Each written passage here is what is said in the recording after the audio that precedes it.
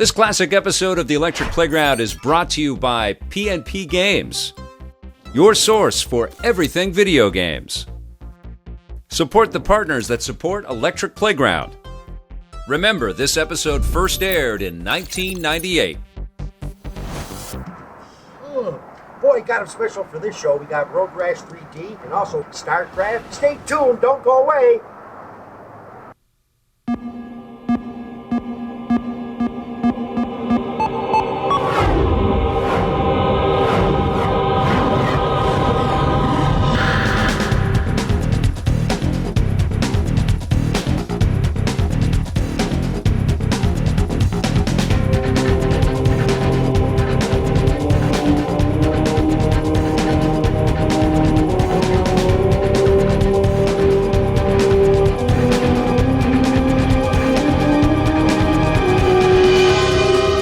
First, Trip Hawkins founded Electronic Arts. Then he started 3DO, until he lost it in a card game, to me. Gorgeous, you ready? Thank you. Shush! Okay. Well, ladies and gentlemen, I've called this meeting as new acting CEO of 3DO. Let y'all know of two things, actually. The first thing, we're getting back into hardware. And the second thing, hey you. You're fired! Please put hands together, give a warm welcome to one of the 50 most beautiful people by People magazine a couple of years ago, Trip Hawkins, ladies and gentlemen. We are here in Redwood City at 3DO with one of the true pioneers of the video game industry, Mr. Trip Hawkins. I want to get into, first of all, Trip?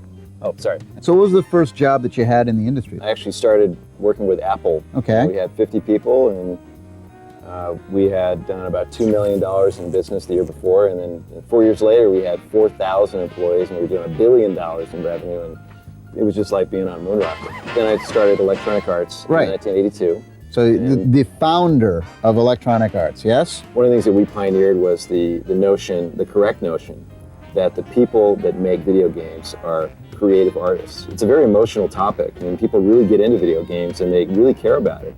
And how much the players care, that's the same that those of us that are making the games, we care the same way, and so we're all kind of doing this together. All right, welcome to the meeting. Jesse, you have your job back. Yeah. Oh, yeah! So how did the whole 3DO thing come about? Started 3DO mainly because I have such a strong commitment to gaming. I care so much about gaming that I saw an opportunity and a need to move the technology forward and to bring about some changes in the industry. And of course, it turned out that Sony came along and did it all a lot better than I was doing it. So that gave me the opportunity to go back to doing what I do best, which is to make the games. Over at Cyclone Studios, we have gotten approval from Sony for Uprising X. So that product is now officially getting ready to be released. Let's talk a little bit about some of the exciting products you guys got coming up. We're just now coming out with Might and Magic 6. Right. This will be the 8th major game to be called a Might and Magic game, and all of its predecessors have been named Game of the Year. They've all been bestsellers. This baseball game just looks amazing. High Heat Baseball, even though it's our first version, it's incredibly playable. You sit down and you don't feel like a monkey pressing buttons. You really learn how to pitch like a pitcher, and you learn to hit like a hitter, and there's an incredible feeling of satisfaction when you do it the way it really works, and you know that that's just like it is in real baseball when you're watching a real game. You're an actual game player, correct? Well, you know, my goal as a CEO, frankly, is to number one, I'm a gamer, and so from my perspective, it's a lot simpler if we only make games that I would want to play, because then I've just got a lot of confidence that I know there's a lot of other people out there like me that like to play the kind of games that I like to play, and if I can tell that it's a lot of fun, then it's ready to go. We're going to be on Electric Playground every week. Never heard of it!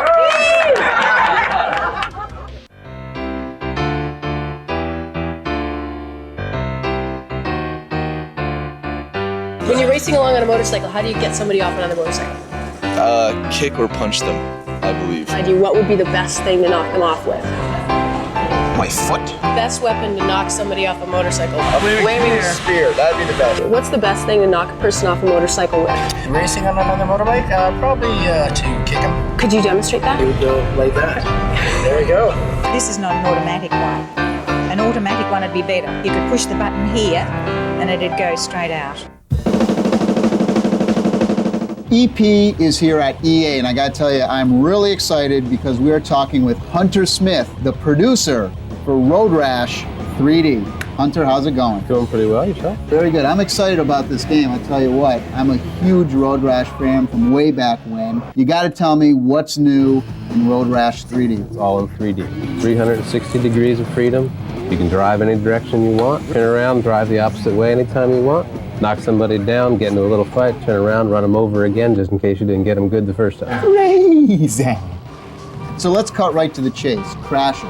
Crashes. You can high side, low side, you can endo, you can splat against the wall, you can swim through the air, you can tumble on the ground. That was always my favorite part of the older Genesis good games. air You when get you some hit air jumps. and you just nail the guy into the Jump side of the over wall. a car, jump Excellent. over the mountain, jump over a big hill. And I understand you guys were like licensing, not only licensing music from bands, but getting big bands to write tunes for the game. Got Sugar Ray, the Mermen, Civ, Full in the Mountain, and Tea Party. All from Atlantic. Okay. They're also releasing a soundtrack based Right. on the game. Now, how many tracks we got in this one? We've got over 40 tracks in the game. 40 tracks? So there's actually over 100 miles of interconnected roads in the game. Really? Yeah, any intersection you want, you can decide you just want to go cruising instead of racing and take off in another direction. Of course, you might want to watch out for the cops. Oh, there's cops in this one too? There's cops in this one. You have to start on track one, to open new tracks. Well, or there's is 3 there- different modes in the game. There's a thrash mode, which is kind of like the arcade mode. You jump in and play. Uh-huh. There's a big game mode where you basically earn money in each of your races and you buy better bikes. Okay, cool. And then there's time trials. It's 4 different gangs, is that correct? What's interesting about the game, we actually tried to create a whole complete world. And in the world, there's 4 different gangs, and each have a different territory in the world. Uh-huh. And these have their own bike type. And their bike type is kind of how they build their whole culture. Pretty nice bike you got here, Hunter. Nice talking to you and all that stuff. But dude, I'm out of here.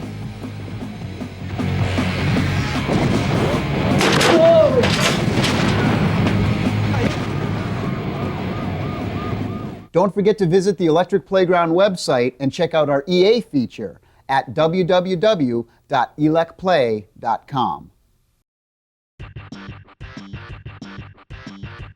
You ready, buddy? Best of 50 death matches, slappers only. Slappers only! Oh, I'm ready, all right.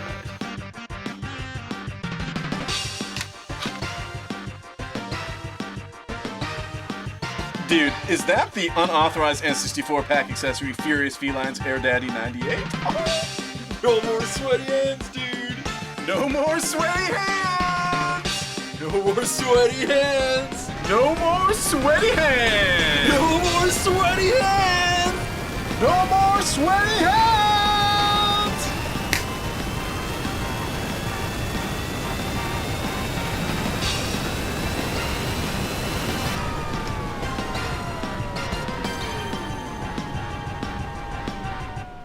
Dude, pass this guy the wide mouth bottle.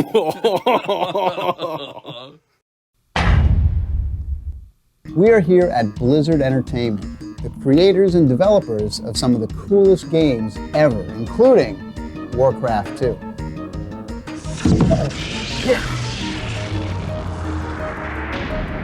I'm sitting here with Bill at Blizzard, and Bill, you're really kind of a jack of all trades here, aren't you? Yeah, they make me do everything they don't want to do, like wash cars and get pizza and stuff like this. So I've done some voiceover work. Welcome to the world of Warcraft. Alright, I'm sorry. Why do you keep touching me? Yeah, the orcs are really fun. You will do as we say, and I will command you. And they have like this very, very dark, disturbing kind of side. But then also when they're on the ship, they're like, who wants to sing? They can be real fun and goofy. So they were a lot of fun. And then it's the same thing with Starcraft. What you got for me out there, Joey Ray? So you're working on Starcraft now? That's right. We're all hot and heavy into that. I think it's going to be really cool because we set the standard for multiplayer play in real-time strategy games, and I think we're really going to make a big step again. Or lots of different teams switching alliances, or even cases like no allies, for example.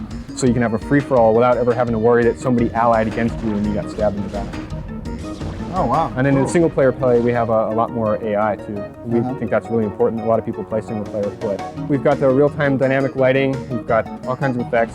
I understand that Dave's office is like the coolest office. Well, he's single-handedly keeping a lot of companies alive. Look at this. I mean, this is the full-size R2-D2.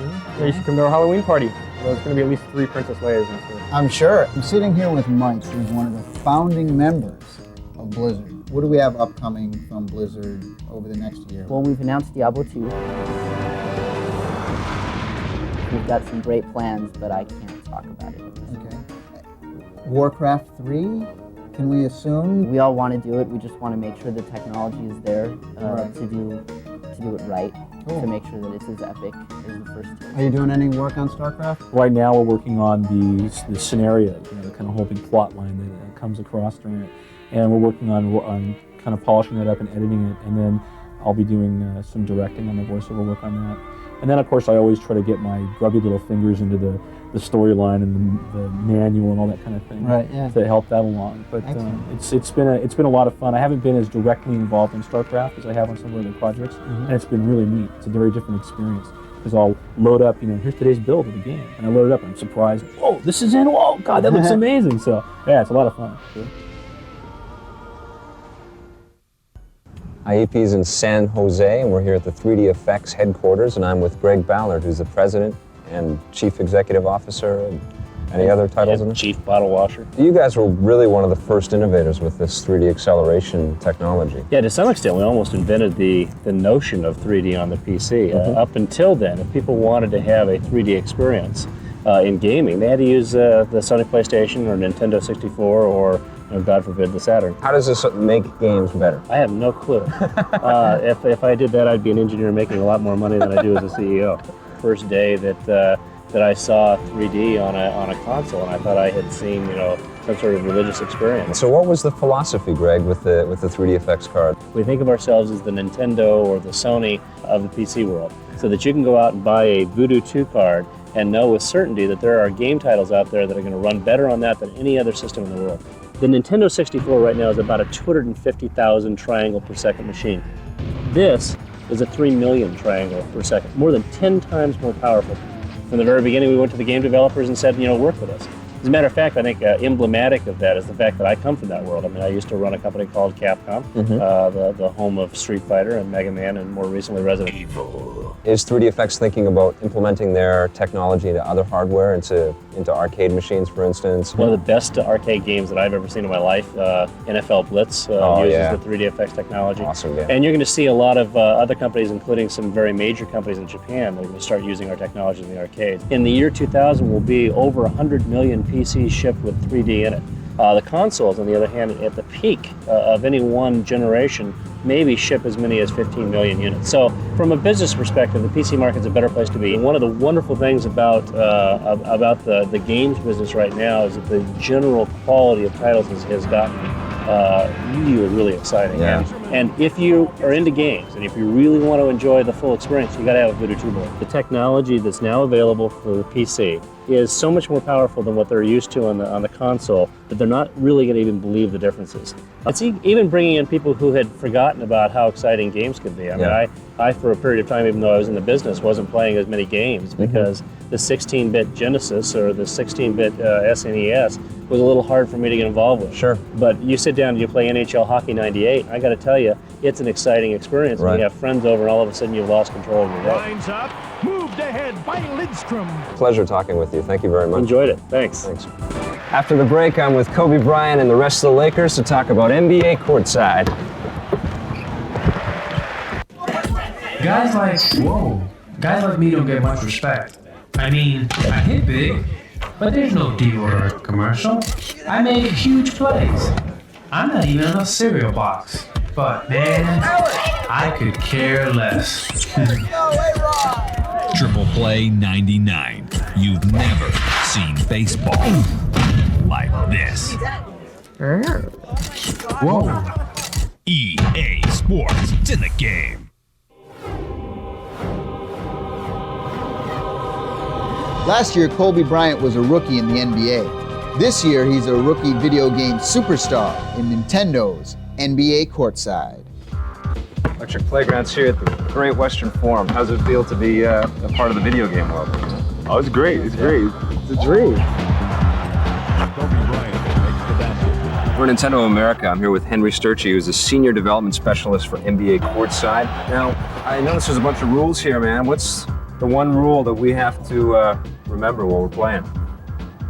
Okay. What are your favorite games growing up? What are some of the games you used to play? NBA Live. NBA Live? That was my favorite. So you got a game out there that's challenging NBA Live now. Yeah. Oh, you can't top this one. Yeah. It's so real. It has everything. Oh, look at that little spin roll. Oh!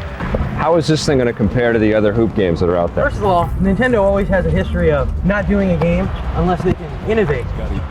One of the key things we got in to make the game so much a better two-player game is solid defensive rotation. So if you go and you're, a human, you never know what, the computer doesn't know what you're going to do. So if you go and say pick up somebody else, you go and pick somebody else up. Wasn't solid defensive rotation. Did you play any of Shaq's games or Michael Jordan's games along Growing up? Yeah. Oh yeah, all the time. Yeah. All the time. Right on. Big video game that. Kobe's got his new cartridge out there. What do you think about him being the cover boy for a new Nintendo game? I really don't play Nintendo games. That's stuff for kids. But I'll bust your ass in the video game. Hey, anytime. Let's go. Thanks, Shaq. All right, he's not so big. What makes your game more successful than the other NBA games? Well, I think one thing is frame rate. You've got to have a good, decent frame rate. If you have any sort of lagging control, it's gonna suck. Frame rate is everything. The first thing we thought of was the analog controller. In real basketball, you never run at full speed. I don't see other companies taking advantage of the analog control as much as they should do. Using the analog controller to walk and jog and have better control of your dribble is really key. The other thing is our animations. If you look at the other basketball games, they'll go from a standing frame to a passing frame. They have no in between. So it still looks like it's sprite based. So you're a huge Hoops fan. Absolutely. Is this as I stuff him like you wouldn't believe? How's it working with Nintendo? Oh, it's great. Yeah. It's great. It's beautiful, man. I play the game all the time. So how was it hooking up with Kobe Bryant for this game? Oh, Kobe's a great guy. They're right near LA, so they're huge Laker fans. When I told them over the phone to confirm it, the producer there went, "We got Kobe!" And all I heard was, "Yeah!" Crazy in the background. So how did it work out? Did they just give you a call out of the blue, kind of? We want you to be the star of our game. Yeah, actually, they came to me with a proposal. Yeah. And, I was shocked. Kobe Bryant he's new to the league, and he's not afraid to do things different. He still's got his own moves and his own style, and that's what we want for Courtside. Yeah. Courtside's kind of new to the game, but it's got its own moves and it's got its own style. Did they give you a free copy, at least one copy? They gave me one free copy. Yeah. The rest of them I had to pay for, man. No. That's very cool. No, they gave me a sweet deal.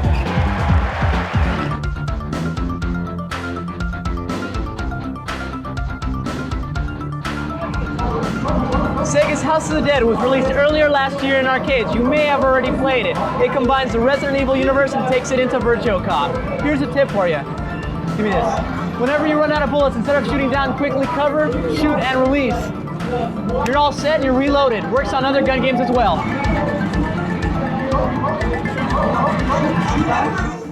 Hey, it's time for the Tekken 3 move of the week. It's time for another incredible King Chain Throw. First we start with the reverse arm slam, then the cannonball buster, and then it's the Manhattan drop. That's a victory bomb.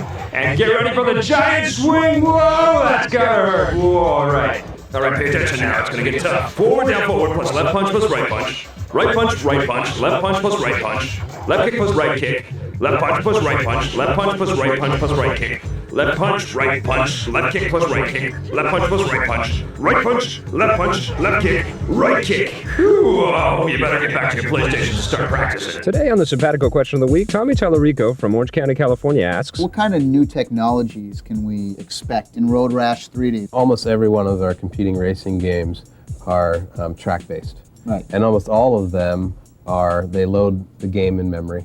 So you basically go around that loop track. Right. So we've got 100 miles of interconnected road. Anytime you can turn down an intersection, go a different way. What that means is though that we're streaming the whole time. Right, so you're loading in the level on the fly. We're loading in the landscape as you go by it, but we're also streaming music at the same time. Right. So most of those games, if they got music, they load it all into memory, Yes. they play music. Well, we're streaming music, streaming the world at the same time. So nobody else that I Tricky. know who have done that on the PlayStation. Cool. To send us your questions, stop by our website at www.electplay.com. Lee here with a few reasons why you should be shopping at P&P Games. The selection, everything from retro favorites to contemporary hits. The shipping, free on orders of $65 Canadian or more within Canada and the USA, and we also ship overseas. The stickers, when you spend $65 or more, you get a limited edition sticker based on our silly nonsense. Locals can check out our retail stores in Winnipeg, but for everyone else, we're at pnpgamesonline.com. Support us as we support the Electric Playground Classic.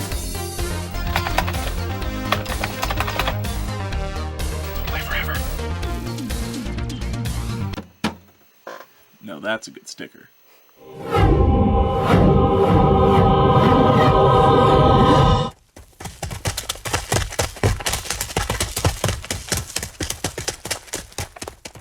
What about NBA Action 98 for the Saturn? It'll come back. It's pretty good. I like the pace of this game a lot because it really resembles the actual pace of an NBA game. The pacing is okay. I got a big problem with the graphics though, compared to all the other basketball games. There's just no gloss on the courts, there's no shine. Exactly, What no I did reflections on the court. Yeah, but what I did like though was the solidity of the players. You got to deal with these big square players. They take space on the floor. I like Chick Hearn was the announcer, and Chick is, you know... Out of these 4 games, Chick Hearn is definitely the coolest He announcer. had the coolest stuff to say, but again, because it's kind of on the Saturn, the quality of the voice the sound was a quality is little abysmal. scratchy and...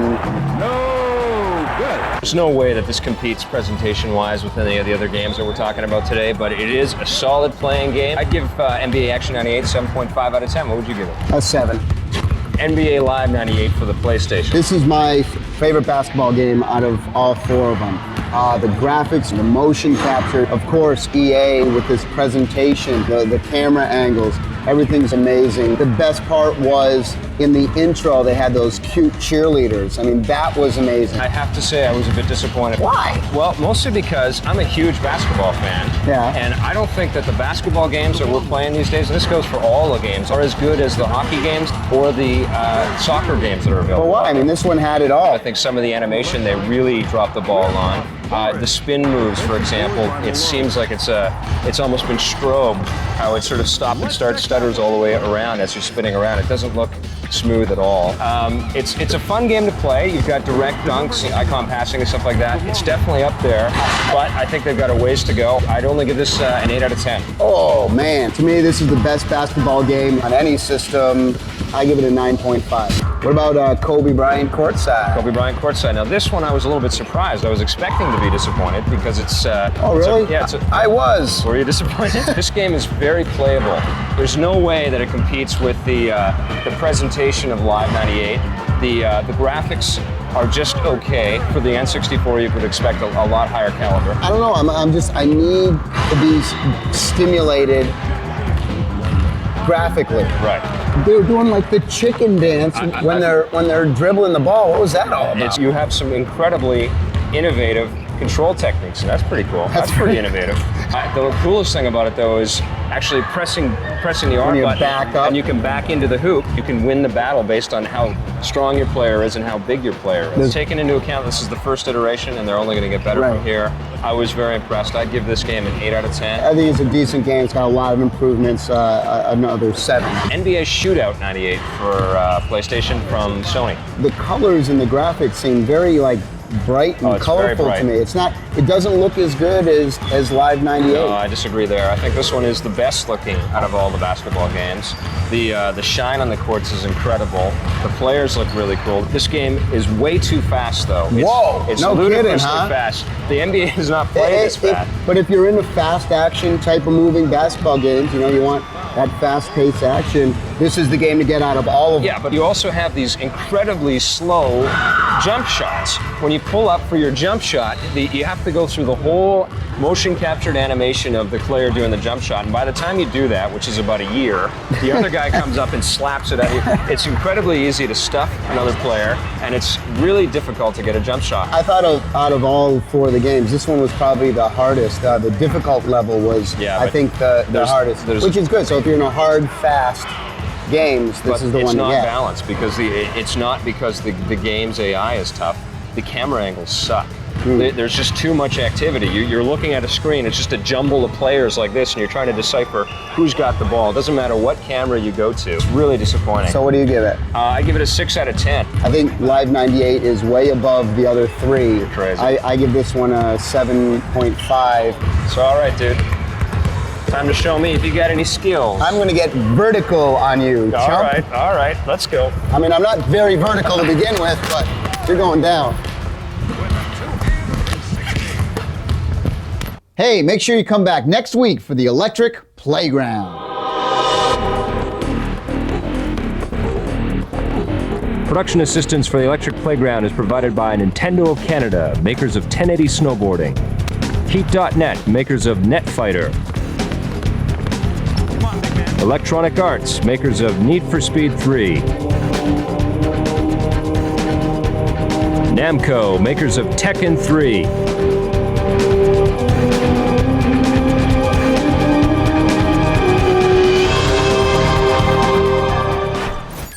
This classic episode of The Electric Playground was brought to you by P&P Games, your source for everything video games. Support the partners that support The Electric Playground. Thanks for watching, and play forever.